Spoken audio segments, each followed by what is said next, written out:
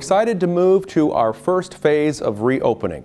This Sunday, May 3rd, we will hold an in-person service at 11 a.m. and will continue to meet every Sunday at 11 a.m. On Wednesday night, May 6th, we'll also have a service in person, and we'll continue to meet on Wednesday evenings as well. One in-person service on Sunday at 11, and we'll meet on Wednesday nights at 7 p.m. as well. Now, I'm sure you have lots of questions, and I have a lot of questions as well. But Pastor Caleb has all the answers, and so he will be telling us about them. I'll come back when he's finished to tell you two more things. 15 minutes before service begins, the front doors will be unlocked and open. They'll be propped open, so we won't have to have those commonly touched surfaces.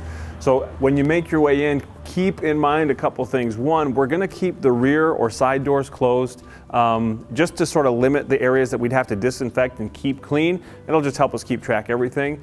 Also, one thing that we're really thankful for is we had some hand sanitizing stations on order. They came in way before we expected them. That's going to be a big help for Sunday, so avail yourself of those. We're not going to have Sunday school or junior church, and so we're actually going to keep the children's ministry wing closed down. We'll still have access to the restrooms and other areas. Also, we won't be operating the nurseries during this time, so keep that in mind as you're planning to bring your family in for the services.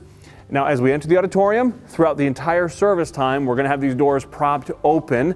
We understand it might mean there's a little bit more noise, but honestly, whatever it takes to get us all back together again and safely. But another thing that we're doing is where we really need your help, and that's our ability to maintain social distancing while we're in the auditorium.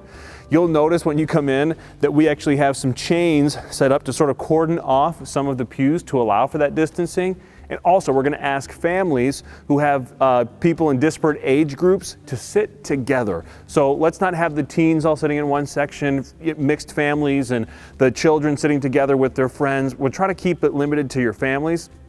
And one thing that we're really focusing on during this time is making sure that our cleaning is really disinfectant based. So we are going to use the hymnals.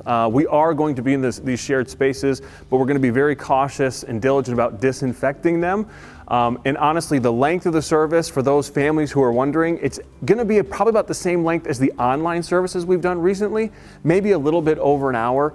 And for those of you who are of the opinion that, well, I don't want my child to be a distraction, we understand if it's not going to work out for you to come. However, if you have any issues while you're here, ladies and children are welcome to go into the gym if you fear you're causing some kind of disruption, but we're sure everyone's going to be fine. Other things we're doing in the service to mitigate the common contact areas is we won't be passing any offering plates, but we will have a box here near the exit. So to recap what we've just discussed here, we'll be opening the doors 15 minutes before service begins, and we'll only be able to use these front doors here. We're going to actually close the doors after the service and encourage everyone to be out of the building 15 minutes after the service.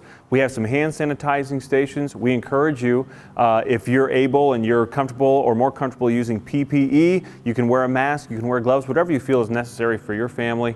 We won't have any children's ministries running. We won't have the nurseries running.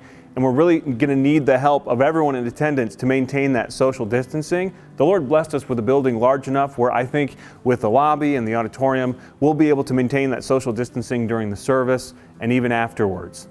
Before we close, let me give you two more thoughts. Number one, this is the first phase of reopening. Not everyone will decide to come back, and that is perfectly fine.